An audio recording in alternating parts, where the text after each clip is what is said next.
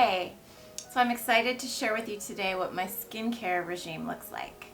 After 5 years since I was first being screened for breast cancer, I have finally figured out everything that I need to do to keep my skincare 100% natural and pure. And so it's been a long journey, and I expect that it will be for you too. We can't make these changes immediately, and I don't want to set up unrealistic expectations for you in that department.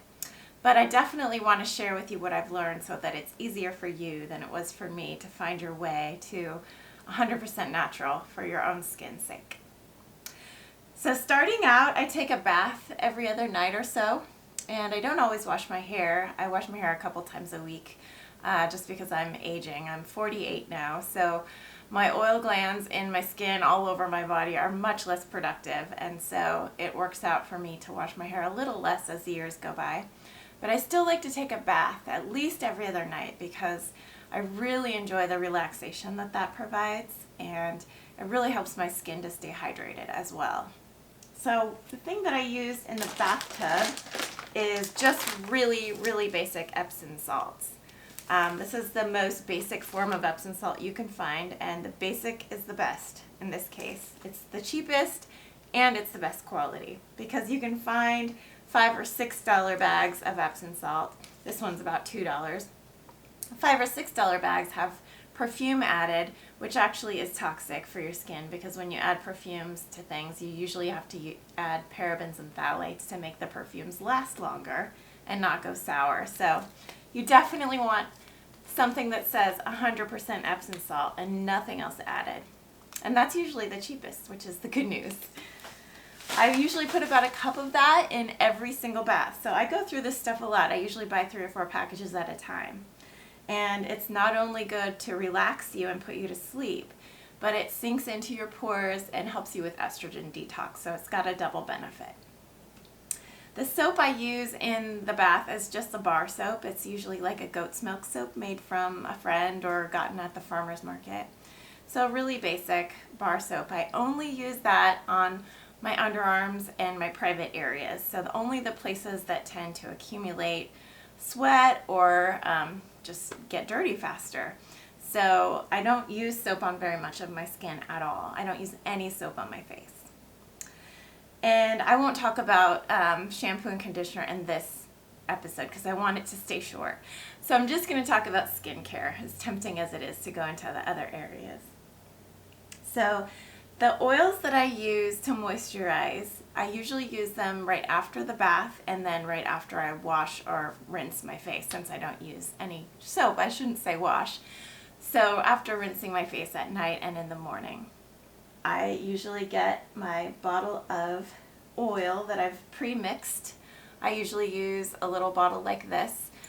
Smaller bottles are better when it comes to oils because they don't go rancid as quickly when they're in smaller containers. So I start off with a bottle this size or larger, and I try to get my products in glass if possible because that also cuts down on estrogen. Anything plastic, anything sitting in plastic, even if it's sitting in a warm place or in the sun, the plastic will leach into the oils and it will become somewhat carcinogenic. So glass is always better than plastic. So a bottle like this, I can either just pop a new top on it, or if I want to add a lot of essential oils, then I'll transfer it into a smaller bottle like this, and I'll add the essential oils that I'm looking to add for whatever I'm going through that month or that year. So before I started dealing with cancer prevention, my favorite essential oil was Helichrysum, and you're not going to be able to read that on this label, but I just want to show you how small this vial is. I really like to get my essential oils from Mountain Rose Herbs. It's a local Oregon company, but the main reason I like to get it from them is that they sell small amounts, so the oil doesn't sit around for years in my bathroom, and if it's really expensive like Helichrysum is, then I don't need very much of it. I'm just going to use a few drops per ounce of regular oil. The oil that I usually put in this bottle is going to be a jojoba oil because it doesn't go rancid, and it is the oil out of all the oils we have available, and there are a lot. It is the oil that is most like our natural sebum, so our natural oils that we produce ourselves in our glands. So I'll start with a base of jojoba oil, and I will add maybe 10 drops to this bottle of Helichrysum. And Helichrysum is just kind of the fountain of youth oil. It is known to be extremely anti-wrinkle, anti-aging. It is I think it's called the curry plant if you grow it yourself, and I do grow it myself. I've harvested it, but I have never yet turned my harvested blossoms into oil, so someday I'll do that. But this is a very concentrated form of that essential oil, which means thousands and thousands of Helichrysum blossoms have been boiled down into just a tiny little millimeter of oil. So this is very potent stuff, and you don't need much of it. So I always put at least the Helichrysum in.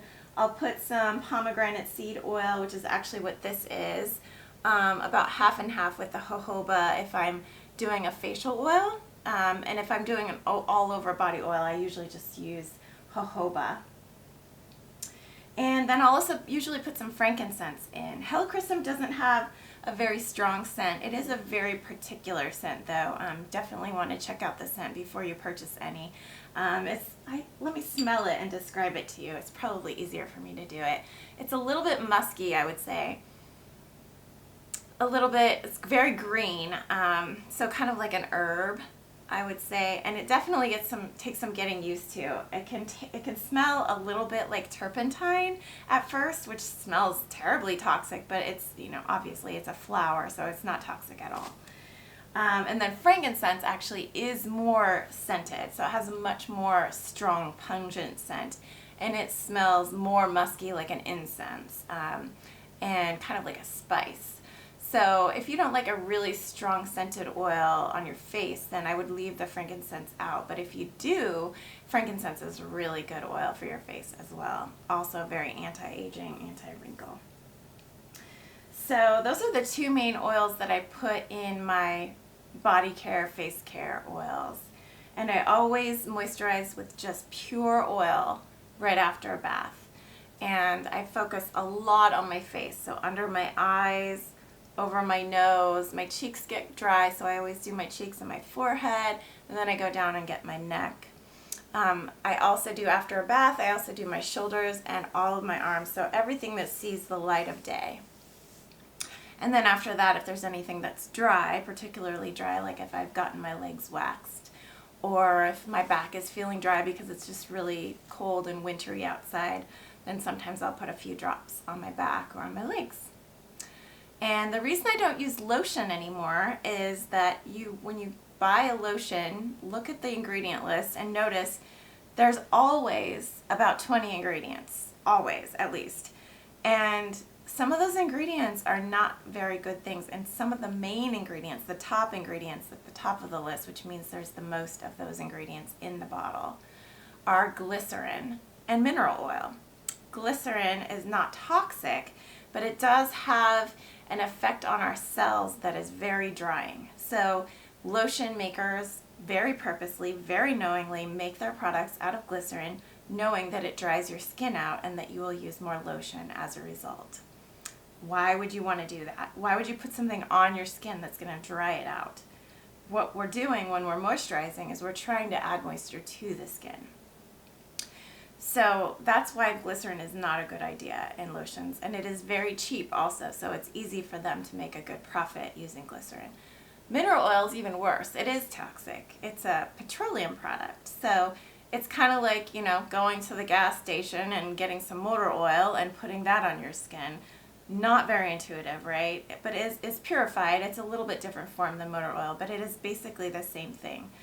So I really, really encourage you to look at your lotions, unless it's made out of olive oil and shea butter, which is extremely hard to find. I don't think I've ever found it myself.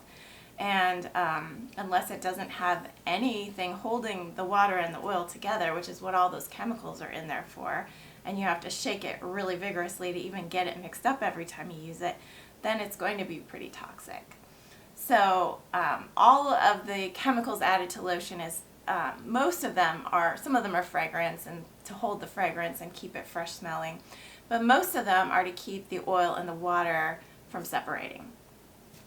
And I would ask you, Why would you need to have oil and water in your lotion if you're going to be moisturizing right after your bath when you already have your cells full of water from soaking in the bath or taking a shower? If you get your oil out right after your shower or your bath and you start putting it on, you've already got the hydration in your skin, and then you add the oil in just to make sure the hydration stays in your skin. And then you don't need to combine oil and water. You don't need all those chemicals that it takes to emulsify and keep those two agents bound together. Also, lotions, I find, especially the more natural ones, the ones that claim to be natural, end up smelling really rancid after just a couple of months. In the past, I've gotten a lot of lotions that claim to be the most pure, that are the most expensive at the health food stores, but they're also the lotions that end up smelling rancid because they don't use all of those emulsifiers and chemical agents to bind the water and the oil together. So really encourage you to start looking at using oil instead of lotion.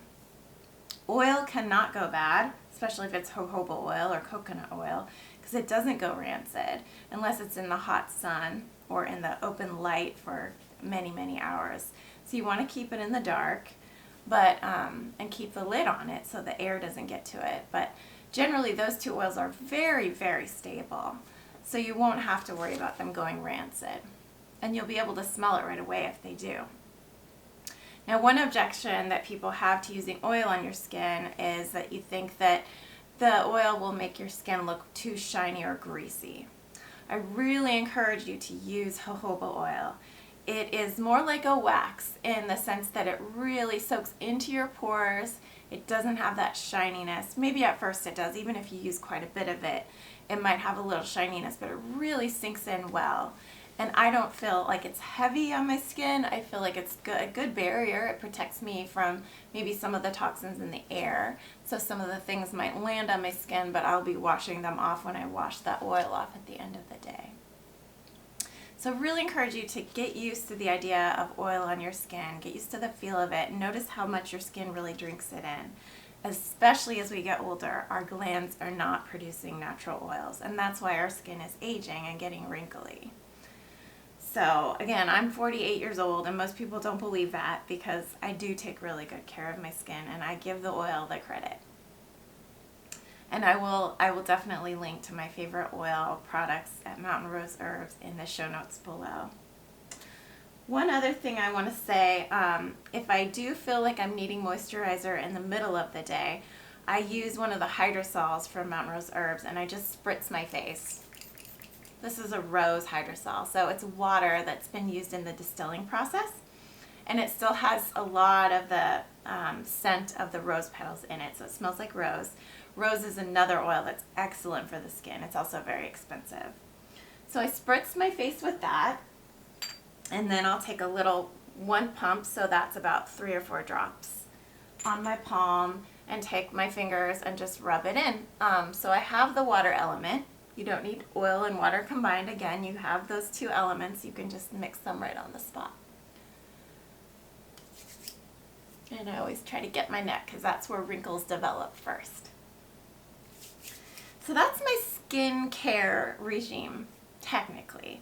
That's how I care for my skin. But I do want to talk a little bit about makeup today too. So my favorite makeup, and the way that I found this makeup, is a really great resource that I want to stress the importance of.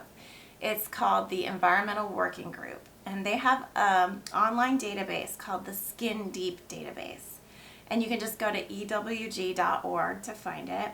It's going to be listed right up there at the top among their other databases. They also have a clean water database that you can find your municipal water system in and see how dirty your water is. But I would go to Skin Deep for the sake of makeup, and that's where I found this brand. This is Mineral Fusion. It uses mineral-based pigments, and I just use 2 products. I'm pretty simple when it comes to makeup, so I just use concealer for my face and lipstick every once in a while. Concealer I use like once a month, lipstick maybe once a week. So I don't go through a lot of these.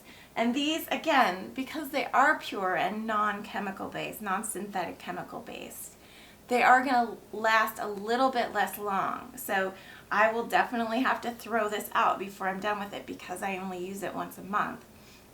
I'm not going to use it all up, and that's one of the things you have to get used to when you're using natural products, is they're not going to last 3 or 4 years the way that your Almay or L'Oreal mascara or concealer might. So you can tell when they're going bad, you just smell, and you can smell that there's a little bit of a rancid smell, and then that's when you need to throw them away, and definitely be very, very disciplined about throwing them away. So this is the box that the lipstick comes in. And the reason they're top rated on the Skin Deep database is that these use minerals for their pigmentation. So there is no artificial colors in these at all. And that's what makes them so clean, because when you do use artificial colors, again, you need binders and emulsifiers and things to make them stay in the oil-based or the water-based product that you're buying. So I really encourage you, if not Mineral Fusion, another mineral-based pigment brand makeup. And you can use mineral-based pigments for everything. Eye makeup, mascara, eyeliner, blush, all of that comes in a mineral-based form if you look for it. So that's my main tips for today. I'm very, very pure, so just 1 or 2 ingredients per application on my daily regime. So the pure ingredient of magnesium salt in my bath, the pure ingredient of goat's milk, which has been saponified in my underarm cleaning routine, the pure ingredient of jojoba and pomegranate seed oil with just a few drops of essential oils added in for my moisturizing, and the pure ingredient of minerals for colorant in my makeup. So definitely ask me questions. I'm really curious what kinds of obstacles you'll come across when you're thinking about making some of these shifts and getting detoxed in your skincare routine. And also ask me any clarifying questions that you might have about how I switched and made the transition, because it is a little bit of a transition. And anything that I missed today, be sure and let me know, and I will make another video if there's something that a lot of people want to hear from me about. You don't have to sacrifice beauty to be natural and detoxed in your lifestyle. And skin is one of the areas that really drinks in the things that we put on it. Anything that we sit on our skin will drink it in, just like a nicotine patch or an estrogen patch. It's going to essentially eat it the way that we would if we were eating it. And if you have a bottle of lotion in your bathroom cabinet, I just want to challenge you to think about, would you take the cap off and drink it? Because that is what you're doing if you're letting it sit on your skin and going out into the world with it sitting on your skin. Your skin will absorb it, and it will be broken down into your bloodstream, the same way that food is. So when I talk about my job as a nutritionist, I think about the food that goes into people's mouths, but I also think about the things that we let sit on our skin. And I want you to really think about all the things that sit on your skin and look at them, look at the list on the ingredient label. And I would also challenge you to get a dictionary that will help you to understand all those ingredients if you're not ready to make this switch. A dictionary of cosmetic ingredients, and I will link to my favorite one that I keep in my bookshelf in the show notes below and on my website under episodes. So my website again is seekingdeeper.com if you haven't seen one of my other videos. So you can look under episodes there for any of my show notes, and I'll have lots and lots of show notes for this video. Thanks so much for watching. Take care.